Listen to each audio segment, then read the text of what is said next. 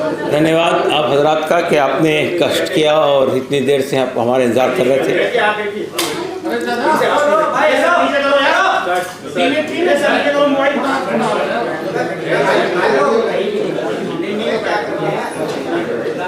ज़रा आप लोग अगर शांत हो जाएं तो हम शुरू करें।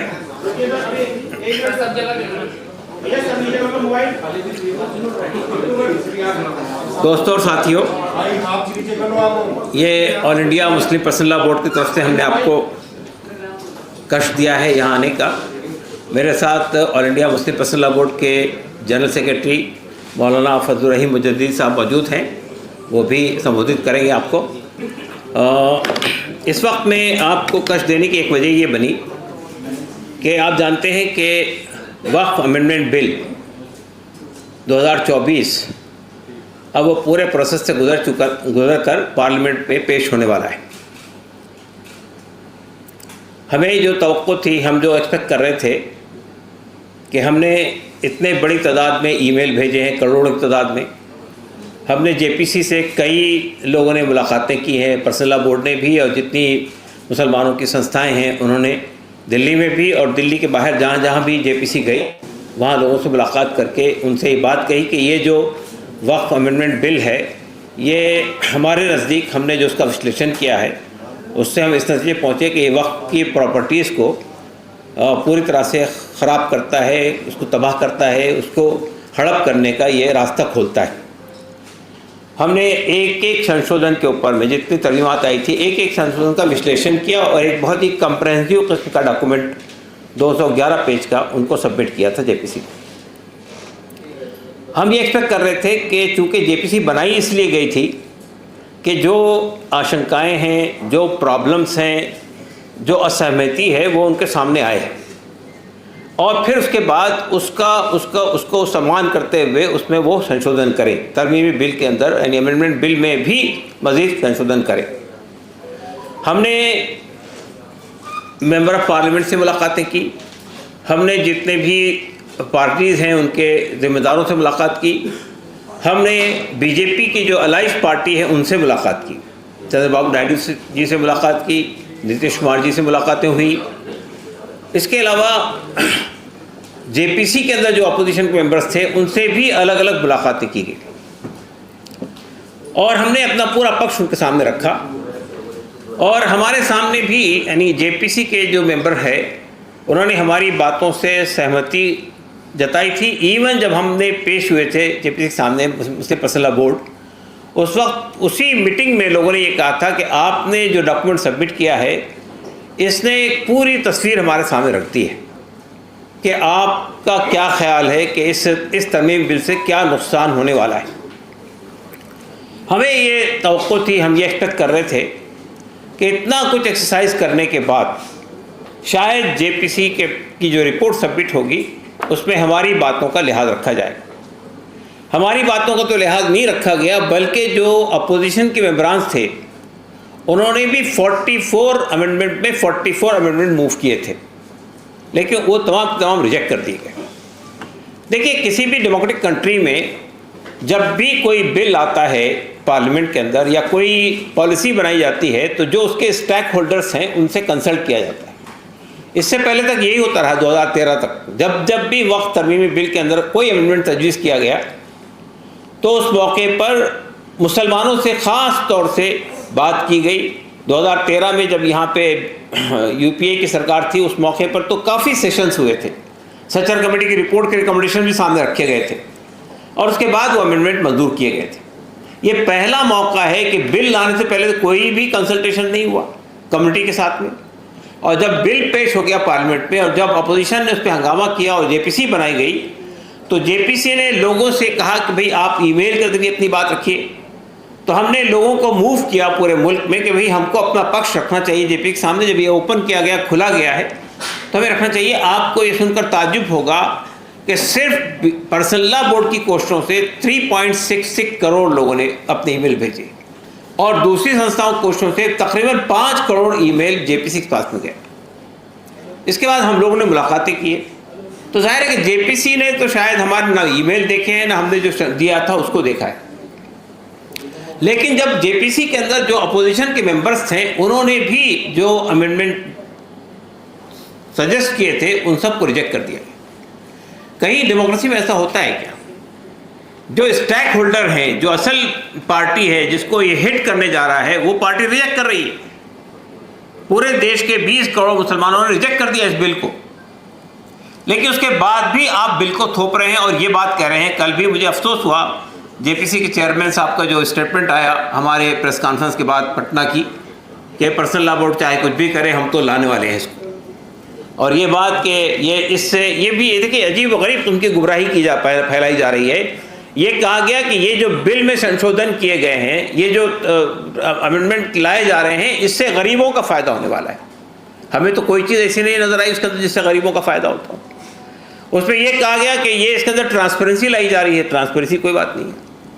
देखिए ये जो बिल है, जो हमारी आपत्ति है, हमारी जो बेसिक हमारा जो इश्यूज़ हैं, हमारी जो बेसिक शिकायत है वो ये है कि इसमें एक बात हम ये कहना चाहते हैं कि वक्फ अमेंडमेंट यानी वक्फ जो एक्ट है, ये सिर्फ मुसलमानों के पास नहीं है। जितने इंडाउमेंट्स हैं इस मुल्क में, चाहे हिंदुओं के इंडाउमेंट्स हों, चाहे सिखों के इंडाउमेंट्स हों, चाहे ईसाइयों के इंडाउमेंट हो, हर इंडाउमेंट को ये प्रोटेक्शन हासिल है जो प्रोटेक्शन वक्फ को हासिल है। तो ये कहा जा रहा है कि वक्फ को कुछ स्पेशल पावर दे दिए गए, ऐसा बिल्कुल नहीं है। आप टेंपल के सिलसिले में, मठों के सिलसिले में जितने इस तरह के कानून बने हुए हैं, चाहे स्टेट लेवल बने हो या सेंट्रल लेवल बने हैं, सबको इसी तरह का प्रोटेक्शन मिला हुआ है। गुरुद्वारा प्रबंधक कमेटी को भी इसी तरह का प्रोटेक्शन मिला हुआ है। तो ये जो अमेंडमेंट लाए गए हैं उनमें से बेसिक 3-4 अमेंडमेंट के बारे में बताना चाहता हूं मैं आपको, हमारी आपत्ति क्या है। पहली बात तो ये कहना चाहता हूं कि इसके अंदर एक क्लॉ है वक्फ बाय यूजर, यानी जो प्रॉपर्टी कहीं रजिस्टर्ड नहीं है वक्फ की हैसियत से, लैंड रिकॉर्ड में, रेवेन्यू रिकॉर्ड में और आपके वक्फ बोर्ड के पास में, लेकिन वो वक्फ के तौर पे इस्तेमाल हो रही है। मस्जिद है, नमाज हो रही है, सैकड़ों साल से नमाज हो रही है। कब्रिस्तान है, वहाँ दफन किए जा रहे हैं मुर्दे। दरगाह है, वहाँ पे लंबे अरसे से है। तो जाहिर है कि पिछले सदियों में रजिस्ट्रेशन का कोई कंसेप्ट नहीं था, लेकिन वो चूंकि वक्फ के तौर पे इस्तेमाल हो रही है इसलिए वो वक्फ है। ये एक बड़ा इम्पॉर्टेंट सेक्शन है, ये शिक है मौजूदा वक्फ एक्ट के अंदर। अभी गवर्नमेंट ने उसको निकाल दिया। तो ऐसी बहुत सारी प्रॉपर्टी है पूरे देश के अंदर, मस्जिदें हैं जो कहीं रजिस्टर्ड नहीं है, वो ख़त्म हो जाएंगी, चले जाएंगे, कब्रिस्तान चले जाएंगे। तो ये एक हमारी बुनियादी ऑब्जेक्शन है इसके ऊपर। दूसरा ऑब्जेक्शन हमारा ये है कि हमारे देश के अंदर लॉ ऑफ लिमिटेशन है, लॉ ऑफ एडवर्स पोजीशन, कि कोई भी प्रॉपर्टी अगर किसी की प्रॉपर्टी पे किसी और आदमी ने कब्जा कर रखा है और 12 साल तक कब्जा है और उसने जिसकी प्रॉपर्टी उसने उसको चैलेंज नहीं किया है, तो 12 साल के बाद वो प्रॉपर्टी जिसने कब्जा किया उसकी हो जाती है। लेकिन वक्फ को, मुसलमानों के वक्फ को, हिंदुओं के वक्फ को, सिखों के वक्फ को ये एग्जम्पशन हासिल है कि लॉ ऑफ लिमिटेशन उन पे अप्लाई नहीं होगा। मौजूदा बिल के अंदर से लॉ ऑफ लिमिटेशन के एक्सेप्शन को ख़त्म कर दिया गया। तीसरी बात यह है कि वक्फ के सिलसिले में ये कानून है कि वक्फ को चलाने के लिए 2 संस्थाएं हमारे यहाँ होती हैं वक्फ एक्ट के मुताबिक, एक सेंट्रल वक्फ काउंसिल और एक वक्फ बोर्ड। वक्फ बोर्ड स्टेट गवर्नमेंट बनाती है और सेंट्रल वक्फ काउंसिल जो है वो सेंट्रल गवर्नमेंट बनाती है। लेकिन उसके लिए शर्त यही है कि उसके जितने मेंबर होंगे, चाहे वो पार्लियामेंट से आ रहे हों, चाहे असेंबली से आ रहे हों, चाहे बार काउंसिल से आ रहे हों, चाहे ब्यूरोक्रेसी से आ रहे हों, सबका मुसलमान होना जरूरी है। अब ये चीज़ हटा दी गई और उसमें पहले लोग इलेक्ट होके आते थे, बार काउंसिल से इलेक्ट होके आते थे, मेंबर ऑफ पार्लियामेंट इलेक्ट करके भेजते थे। अब वो इलेक्शन का भी मामला ख़त्म कर दिया, अब नॉमिनेटेड मेंबर हो और उसमें 2 गैर मुस्लिम, नॉन मुस्लिम कंपल्सरी उसके मेंबर होंगे, सेंट्रल वक्फ काउंसिल के भी और ट्रस्ट आपके वक्फ बोर्ड के भी, और बाकी लोग भी हो सकते हैं, इसलिए कि वो शर्त ही ख़त्म हो गई कि अब वो मुसलमान होना है। तो ये सिर्फ मुसलमानों का हासिल नहीं है। आप जितने टेंपल के ट्रस्ट मौजूद हैं, जितने टेंपल के वक्फ मौजूद हैं, मठों के वक्फ मौजूद हैं, गुरुद्वारा प्रबंधक कमेटी, हर जगह ये शर्त है कि उसका मेंबर, अगर गुरुद्वारे का मामला है तो सिख होगा, अगर हिंदुओं के टेम्पल का मामला है तो हिंदू होगा, वो शर्त अब वक्फ में से हटा दी। तीसरी बात ये है, हमारा ऑब्जेक्शन इस पर यह भी है कि पहले गवर्नमेंट के का भी कोई डिस्प्यूट होता था वक्फ से तो वक्फ बोर्ड उस पर ट्रिब्यूनल बनाता था, लेकिन अब जो सिचुएशन है वो ये है कि वक्फ के लिए यानी इस नए अमेंडमेंट के अंदर एक अमेंडमेंट ये लाया जा रहा है कि इसमें गवर्नमेंट की भी एक एंट्री है।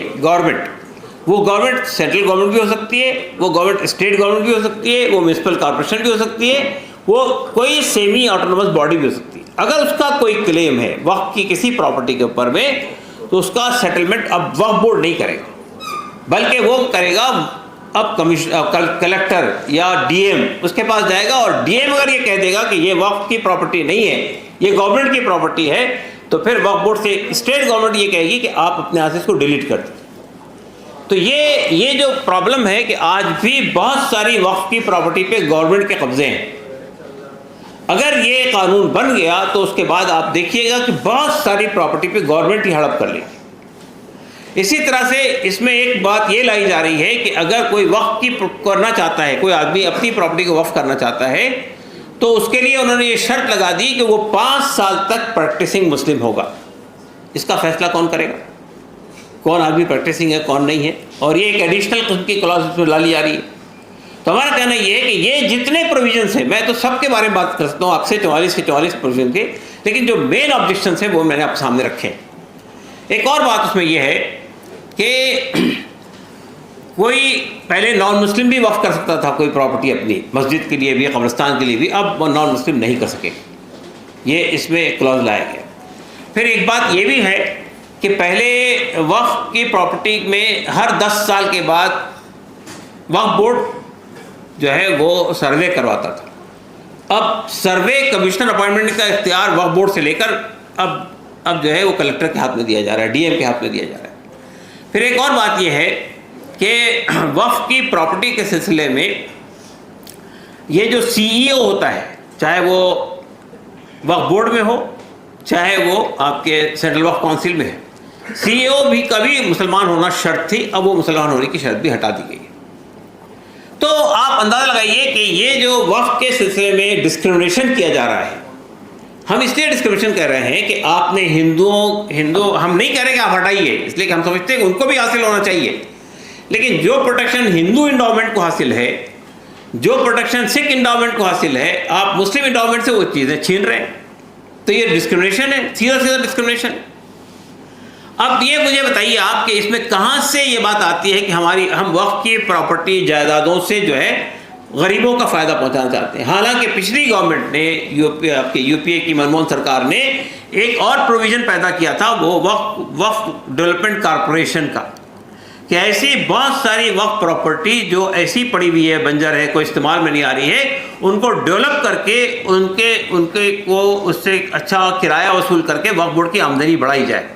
वक्फ डेवलपमेंट काउंसिल पे इस गवर्नमेंट ने कोई काम नहीं किया, और जितने अमेंडमेंट किए गए थे 2013 में उसको इम्प्लीमेंट भी नहीं किया।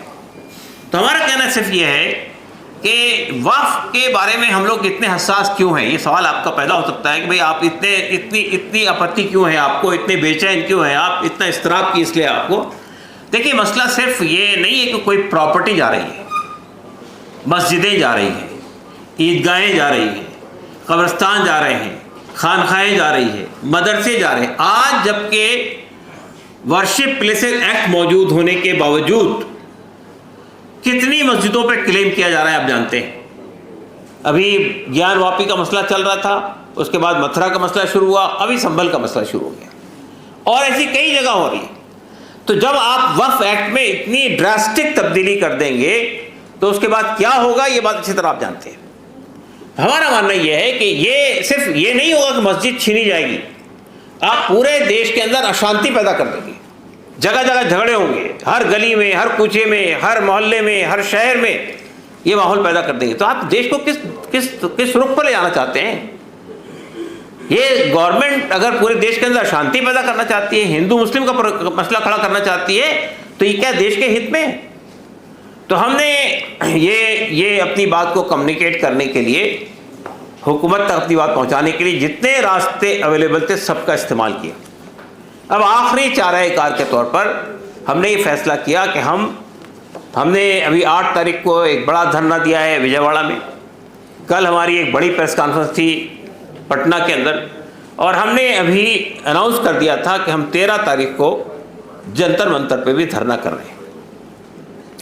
जंतर मंतर पे धरना करने के में हमारी कोशिश ये थी कि उसमें सिविल सोसाइटी के लोग भी आएँ, दूसरे धर्मों के लोग भी आएँ, और साथ साथ मेंबर ऑफ पार्लियामेंट भी आए।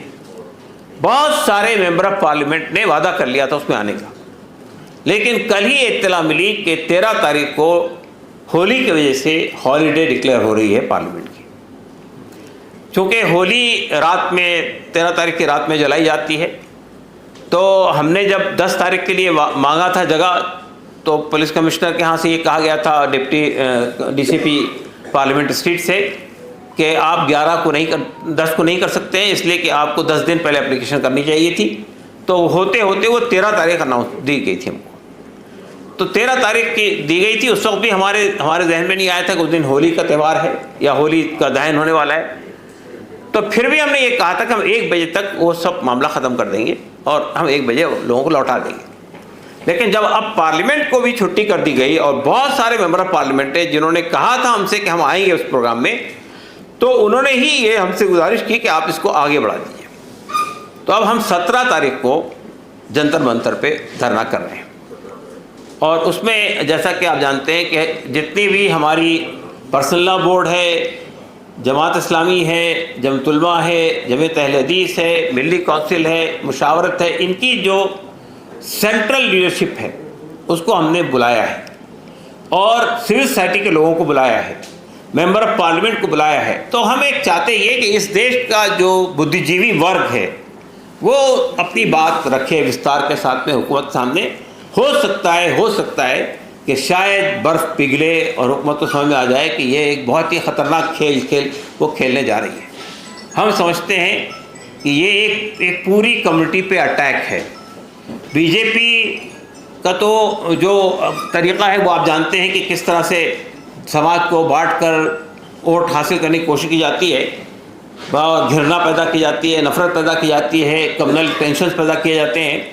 लेकिन कम से कम हम ये महसूस करते हैं कि जो अलाइज पार्टीज़ हैं, बीजेपी की जनता दल यू है, और चंद्रबाबू नायडू की पार्टी है, रामविलास पासवान की पार्टी है, आरएलडी है, कम से कम ये पार्टियां जो अपने आप को सेकुलर पार्टियां कहती हैं, ये पार्टियां कम से कम इस डिविजिव एजेंडे को सपोर्ट नहीं करेंगी। और यही वजह है कि हमने जाके भी मुलाकात की और प्रदर्शन और प्रेस कॉन्फ्रेंस के ज़रिए से भी अपनी बात उन तक पहुंचा दी है।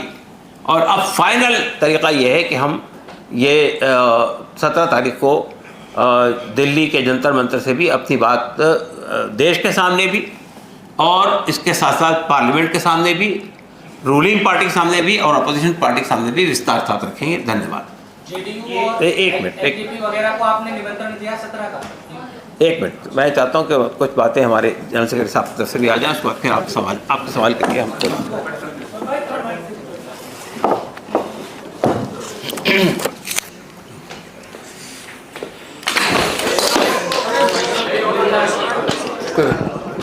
देखिए उठाइए।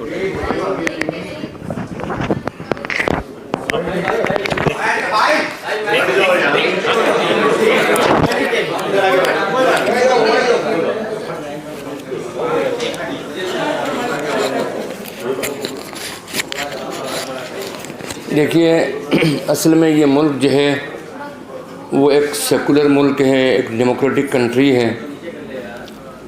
सेकुलर मुल्क का मतलब ये है कि सबको अपने अपने मज़हब पर, अपनी रिवायात पर, अपने अक़ीदे पर, अपनी तरीक़े से ज़िंदगी, रिलीजियस ज़िंदगी, समाजी ज़िंदगी गुजारने का पूरा हक़ हासिल है। लेकिन ऐसा लगता है कि और ये हुकूमत ये चाहती है कि पूरी अशांति फैल जाए पूरे देश में। हिंदुस्तान का मुसलमान ये चाहता है कि इस मुल्क में शांति बहाल रहे, अमन बहाल रहे, और इसके लिए हमने जो भी डेमोक्रेटिक तरीक़े हो सकते थे गवर्नमेंट को समझाने के और एलाइज पार्टियों को समझाने के, वो तमाम तरीक़े हमने इख्तियार किए। आखिर में all India Muslim personal law board ने यह फ़ैसला किया कि हम एक पुरअमन एहतजाजी मुजाहरा करेंगे जिसमें elite class of the society और उसमें नॉन मुस्लिम भी होंगे और मुसलमान भी होंगे, मेंबर पार्लियामेंट भी होंगे, मुस्लिम और गैर मुस्लिम सभी होंगे, अपोजिशन पार्टियों के भी होंगे, दीगर पार्टियों के भी होंगे, लेकिन साथ ही साथ सिविल सोसाइटी के जो आला क्लास के लोग हैं वो भी रिप्रेजेंट करेंगे अपने अपने ग्रुप को, अपनी सोसाइटी को और अपनी कम्युनिटी को। ये एक हमारा प्रोग्राम था और उस प्रोग्राम के तहत में जब इत्तला मिली कि भाई ये प्रोग्राम अब 13 तारीख को नहीं हो सकेगा, इसलिए कि 13 तारीख को होली है और उसकी वजह से पार्लियामेंट की भी छुट्टी की जा रही है, तो हमने इसको एक्सेप्ट किया है और हमने 17 तारीख का अब ऐलान कर रहे हैं कि यही धरना 10 बजे से लेकर 2 बजे तक 17 तारीख को जंतर मंतर पर होगा। हम आप हजरात के ज़रिए ये बात पहुंचा देना चाहते हैं कि कोई भी बिल बनता है या कोई भी बिल पार्लियामेंट में आता है तो उसका एक प्रोसेस होता है बिल तैयार करने का। जब ट्रैकिंग रिकॉर्ड देखें कि आज तक ये पता नहीं चल सका है कि इस बिल की प्रिपरेशन कब से शुरू हुई, कब ख़त्म हुई, कौन सी कमेटियाँ बैठी, किस किस डिपार्टमेंट में किन किन ऑफिसर ने इसमें हिस्सा लिया, कुछ नहीं। ये एक बिल्कुल खामोश तरीके से तैयारी की गई और लाकर थोप दिया गया। जबकि आज की तारीख में सेंट्रल वक्फ काउंसिल जिसको इसमें पूरा इन्वॉल्व होना चाहिए, उसका कहीं इन्वॉल्वमेंट ही नज़र नहीं आता। वो एक तरीके से डिफेक्टिव होकर रह गई है। तो आज की तारीख में ये अंदाज़ा होता है कि हुकूमत किसी भी हाल में इसको थोप देना चाहती है। हमारा कहना हुकूमत से ये है कि आप ज़रूर, आपको इख्तियार, आप अमेंडमेंट लेकर आइए, लेकिन इस मुल्क की इतनी बड़ी आबादी, 20 करोड़ मुसलमानों की आबादी, उसके एहसासात को और उसकी सोच को कम से कम रेस्पेक्ट देना चाहिए। हम नहीं चाहते कि इस मुल्क में किसी भी तरह का कोई इंतशार पैदा हो, लेकिन आप तुले हुए हैं इस बात के ऊपर कि घर घर में, घर मोहल्ले मोहल्ले में मस्जिदों पर झगड़े हों, कब्रस्तानों पर झगड़े हों और मुसाफिर खानों पर झगड़े हों, दीनी इदारों पर झगड़े हों। ये किसी भी मुल्क के लिए अच्छा नहीं है। और कोई भी मुल्क, मैं आप भी ज़्यादा समझते हैं, मैं भी समझता हूँ इस चीज़ को, इंतशार और डिस्टर्बेंस की हालत में कोई भी कंट्री तरक्की नहीं कर सकता। अमन और शांति की हालत में तरक्की कर सकता है। हम इस देश की तरक्की चाहते हैं, हम विकसित भारत देखना चाहते हैं, हम डेवलप इंडिया देखना चाहते हैं, लेकिन क्या ये हमारा ख्वाब क्या इन्हीं हालात में पूरा होगा? नहीं हो सकता।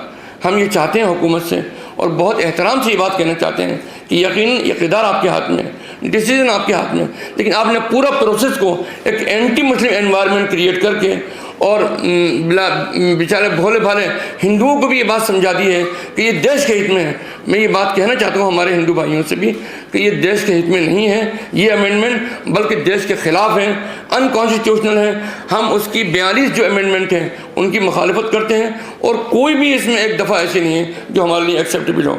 हमने जब, मैं खुद ही मौजूद था जब पार्लियामेंट में जगदम्बिका पाल जी के सामने हमने रिप्रेजेंट किया, JPC के सामने, तो उन्होंने गवर्नमेंट के जो MPs थे, मतलब जो गवर्नमेंट के MPs थे और अपोजिशन के जो MP थे, सब ने मिलकर ये बात कही कि अब तक इतना एक्सक्लूसिव और इतना गोया के डिटेल डॉक्यूमेंटेशन हमारे पास नहीं आया है जिसमें सारा मसला मुसलमानों का क्लियर हो जाए कि मुसलमान क्या चाहता है।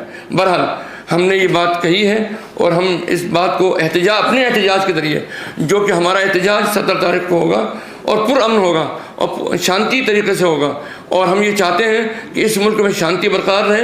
इसलिए हम हुकूमत से ये साफ साफ ये बात कहना चाहते हैं कि वो अपना जो रवैया है उसको तब्दील करें। ये इस कंट्री के हक़ में है, इस देश के हक़ में है, और हम ये चाहते हैं कि हमारी डिमांड को माने और इस बिल को वापस ले लें। यही हमारी डिमांड है। वाखिर दावाना अल्हम्दुलिल्लाह। एक करके आपने पूछा सवाल। जो JDU, BJP या LJP है, इनको आप लोगों ने कोई निमंत्रण किस तरह से दिया, मुलाकात करके दिया और क्या बातें उनसे हुई आपकी? देखिए, 2 तरह से हमने बात की है। एक तो हमारे जो नायडू साहब हैं TDP के, उनसे हमारा एक डेलीगेशन, जिसको लीडरशिप हमारे मौलाना कर रहे थे फजल रहीम मुजद्दिदी साहब, उसने जाके मुलाकात की। 1.5 घंटा या 2 घंटे बाद हुई। सब तफसील से उनके सामने बात रखी, उन्होंने सुना और कहा ठीक है, हम इस पर गौर करेंगे। इसके बाद हमारे इसके आपके पर्सनल बोर्ड के जो मेंबर हैं, अलग अलग संस्थाओं से जुड़े हुए हैं, उन्होंने भी JDU के प्रेसिडेंट से मुलाकात की, नीतीश कुमार जी से, और उनके सामने बात रखी। उन्होंने बात सुनी और कहा कि हम इस पर गौर करके अपनी राय बनाएंगे। आपके रामविलास पासवान की पार्टी चिराग पासवान से भी लोगों ने मुलाकात की। तो मैं ये कहता हूँ कि हमारी कोशिश तो ये हुई है कि हमने तमाम अपोजिशन पार्टियों से मुलाकातें की और उसके साथ साथ बीजेपी के अलाइज से भी मुलाकात और अपना पक्ष उनके सामने रख दिया। एक तो रास्ता ये था। दूसरा रास्ता था कि हमने तहरीरी तौर पे दिया, उनको रिटर्न में दिया, और तीसरा हमने जो है प्रेस के जरिए से कम्युनिकेट किया अपनी बात। क्या एश्योरेंस मिला आपको? आपने बोला वो गौर करेंगे क्योंकि उनका स्टैंड क्या है वो तो क्लियर होगा पार्लियामेंट में जब बिल टेबल किया जाएगा और वोटिंग होगी। तो क्या एश्योरेंस दिया उन्होंने कि वो क्या करेंगे? क्योंकि जेपीसी की बात को लेकर के तो सब लोग एक मत थे कि इसको जेपीसी पर भेज दिया जाए, लेकिन टीडीपी और नीतीश कुमार के बिना, जेडीयू के बिना ये पॉसिबल नहीं है कि पास हो जाएगा। तो क्लैरिटी दी उन्होंने कि वो क्या करेंगे? कोई क्लैरिटी नहीं दी उन्होंने। देखिए, क्लैरिटी नहीं दी उन्होंने, लेकिन बात ये कही है कि हम इस पर गौर करेंगे। और देखिए, हमारी इत्तला ये है कि टीडीपी ने के जो मेंबर थे जेपीसी के अंदर, देखिए ये दोनों पार्टियां, वो टीडीपी हो, तेलुगुदेशम अपना चंद्रबाबू नायडू की पार्टी हो, नीतीश कुमार जी की पार्टी हो, ये दोनों लीडरान के बारे में हमारा तस्वुर ये है, ये अक़लियतों की बहबूद व फलाह चाहते हैं। अक़लियतों के लिए काम भी किया है इन लोगों ने, और हम माइनॉरिटीज़ के सिलसिले में काम किया है उन्होंने, और मुसलमानों को उन पर एतमाद भी है। और इसी उम्मीद में हमने उनके दरवाजे पर जाकर अपनी ज़ुबान रखी है, और इस उम्मीद से रखी है कि वो हमारी इन बातों को समझेंगे। और अभी भी हमने एक राउंड मुलाकात का हो चुका है, दूसरे राउंड की मुलाकात की हम उम्मीद करते हैं। हमने ऑलरेडी अपना लेटर अपने ज़राए से भिजवा दिया है उन तक। अब हमको दोबारा अगर वो मुलाकात करने के लिए बुलाएंगे, हम तैयार हैं, हम ज़रूर मुलाकात करेंगे। और ज़्यादा डिटेल में हम 1.5 घंटे मीटिंग की, हम 3 घंटे में मीटिंग करने को तैयार हैं, अलग अलग ग्रुप के साथ मीटिंग करने को तैयार हैं। और हम ये समझते हैं कि अगर वो लोग इस बात के लिए समझ गए और राज़ी हो गए, तो फिर ये हुकूमत इस बात को मानने पर मजबूर हो जाएगी कि हमारी डिमांड क्या है। लेकिन अगर उन्होंने हमको सपोर्ट नहीं किया, तो हमारे लिए फिर इस सिलसिले में सोचने का मतलब होगा हमें क्या मौक़िफ़ इख्तियार करना चाहिए।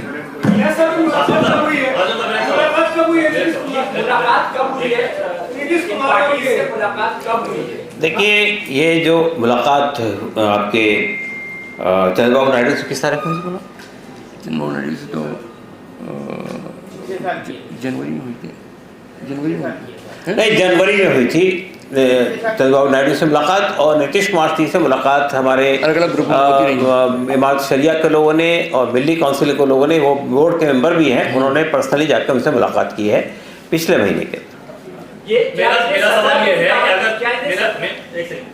सवाल ये है कि अगर ये सरकार फिर भी कानून पास करती है, तो क्या मुस्लिम पर्सनल बोर्ड ये कमिट कर रही है कि जैसे एनआरसी के खिलाफ एहतिजाज हुआ था पूरे मुल्क में, पूरे मुल्क से मुसलमान निकलेंगे और एहतिजाज करेंगे, और जो रिलीजियस अटैक हो रहा है मुसलमानों पर, उसके लिए इंटरनेशनल फोरम को भी अप्रोच करेंगे, OIC है, दीगर फोरम भी है, ताकि बताया जाए कि भाई यहाँ पर रिलीजियस और फंडामेंटल राइट्स को डायरेक्ट हिट किया जा रहा है, और सिर्फ ये हिंदू मुसलमान की बुनियाद पर, दुश्मनी की बुनियाद पर और पॉलिटिकली वेंटिका की बुनियाद पर किया जा रहा है। क्या आप ये करेंगे? देखिए, ये बात साफ है कि हमारे पास अब इसके अलावा कोई रास्ता नहीं रहा है, और डेमोक्रेसी के अंदर यही एक रास्ता है।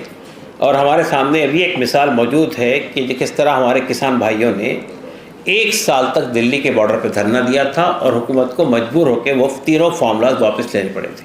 उस वक्त भी हुकूमत ने ये बात कही थी कि वो ये किसानों के हित में है ये कानून, लेकिन किसान जब पूरे किसान ये कह रहे थे कि हमारे हित में नहीं है और हम वापस चाहते हैं, वापस लेना पड़ा। तो मुसलमानों के लिए भी इसके अलावा कोई और रास्ता बाकी नहीं रहा है। हमने ये बात तय की, कल भी डिक्लेयर किया था वहाँ प्रेस कॉन्फ्रेंस में, कि हम एक देशव्यापी अभियान छेड़ेंगे। एक ज़मीनी सवाल है, जंतर मंतर की कैपेसिटी बहुत कम है, आप जिस हिसाब से कैंपेन चला रहे हैं लाखों लोग आएंगे, तो कैसे आप अकोमोडेट करेंगे?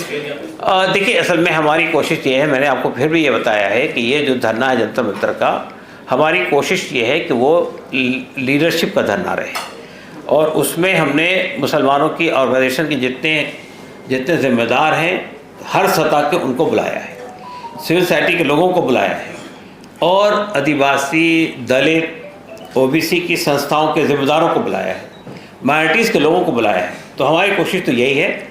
लेकिन देखिए, मसला ये है कि जो लिमिटेशंस हैं और जो देश के कानून के ज़वाबित हैं, उसका पालन हम करेंगे। तो हम कोशिश करेंगे कि लोग उतने ही तादाद में आए जितनी तादाद उसकी कैपेसिटी। क्या 17 को आपने TDP टीडीपी और जेडीयू के एमपीज को भी दावत की है, बुलाया है, उसको क्या उनकी तरफ से कोई जवाब आया है? टीडीपी और जेडीयू को हमने दावत नहीं दी। आप लगातार ये चीज, मैं पिछले आधे घंटे में प्रेस कॉन्फ्रेंस में लगभग 10 बार मैंने सुना है कि अशांति फैल जाएगी, बिल्कुल पता नहीं क्या हो जाएगा इस कानून के बन जाने से। तो क्या ये सरकार को एक प्रकार से आप धमकी दे रहे हैं? क्या आप, यदि ये कानून पास हो जाएगा उसके बाद में यदि ये चीजें होती हैं तो क्या आप उस शांति के लिए भी अपील करेंगे? सवाल ये पैदा होता है शांति का प्रयास किसको करना चाहिए? सेंट्रल गवर्नमेंट को करना चाहिए ना। आवाम से अपील करें आप शांति पैदा करने की और अशांति आप पैदा करेंगे। तो हमारा कहना ही है, देखिए बात साफ समझने की कोशिश कीजिए, अशांति क्यों पैदा होगी? आप जाइए, आपने संभल के अंदर एक वाक़या किया, अशांति पैदा हुई नहीं हुई? आप इसी तरह अगर दूसरे शहरों में भी करने लगेंगे तो क्या होने वाला है? अब मस्जिद, देखिए मुसलमानों के लिए धार्मिक मसला है और धार्मिक मसला बहुत सेंसिटिव मसला होता है। आप मुझे लिंचिंग के वाक़यात हुए, कोई बहुत बड़ी अशांति नहीं पैदा हुई। लोगों के डिमोलिशन हुए, थोड़ी बहुत अशांति पैदा हुई। लेकिन अगर आप आके जामा मस्जिद को गिरा दें नौज़ुबिल्लाह, तो क्या होने वाला है, क्या होगा? आप समझ लगा सकते हैं इस बात का।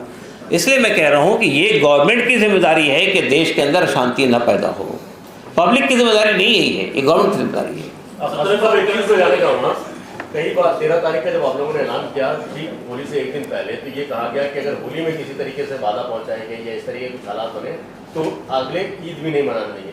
क्या ये भी एक रीजन रहा कि इस तरीके का माहौल बन रहा है जिसकी वजह से आप लोगों ने डेट आगे की? नहीं, मैंने आपको अभी साफ तौर पर भी बताया है कि 13 तारीख को पार्लियामेंट की हॉलीडे डिक्लेयर होगी। पहले पार्लियामेंट की हॉलीडे नहीं थी। कब डिक्लेयर हुई? आज हुई है? कल हुई है।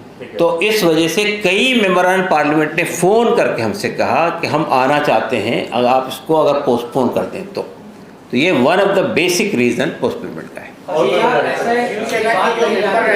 एक मिनट, हाँ, जेपीसी के जो मेंबर रहे अरविंद सावंत साहब ने कहा एक इंटरव्यू देते हुए एजेंसी को कि ये वक्त के बारे में गवर्नमेंट की इंटेंशन सही नहीं है। तो बात ये कही, दूसरी बात जो अहम बात कही है तो वो जो हिंदू मुस्लिम जो नैरेटिव है उसके जरिए सेट करना चाहती है, उसको मेंटेन करना चाहती है। तो इसको आप किस तरह से काउंटर करेंगे? ये हिंदू मुस्लिम नैरेटिव की जो बात आती है यहाँ पे जो नहीं, देखिए असल में जो है इसको काउंटर कैसे करेंगे? देखिए बात बहुत साफ है।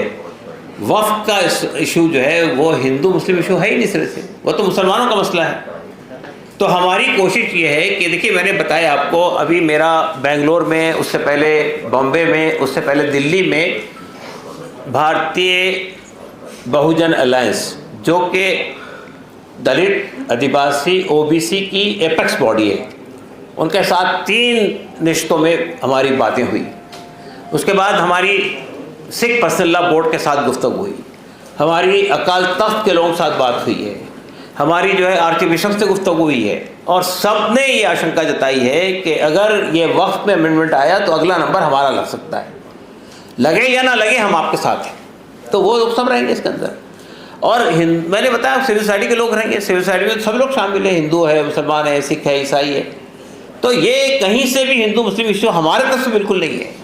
नहीं, वो उनका कहना, अरविंद सावंत का कहना ये है कि ये हिंदू मुस्लिम नैरेटिव क्रिएट करना चाहती है। मगर ये देखिए इससे आपके बात में नहीं कह रहा है। नहीं, मैं मानता हूँ आपकी बात नहीं, लेकिन इसमें हिंदू मुस्लिम नैरेटिव के लिए कोई गुंजाइश ही नहीं है। ये वक्फ का मसला है, मुसलमानों से जुड़ा हुआ है। पार्लियामेंट में हल्ला गुल्ला हो गए थे इस इशू को लेकर, तो मतलब गवर्नमेंट नहीं चाहता है कि ये इसको मतलब किसी तरह से मतलब सुलझा ले। वो चाहते हैं, चैलेंज कर रहा है आप लोगों को, ये चाहते हैं मतलब इसको लेकर मतलब इशू को गवर्नमेंट पार्लियामेंट में इस महीना पूरा तक चलेगा।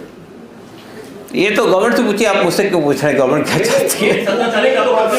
इशू को दबाना, मैं कह रहा हूँ इशू को पूरा मतलब आप लोगों को परमिशन मिल गई है 17 तारीख की?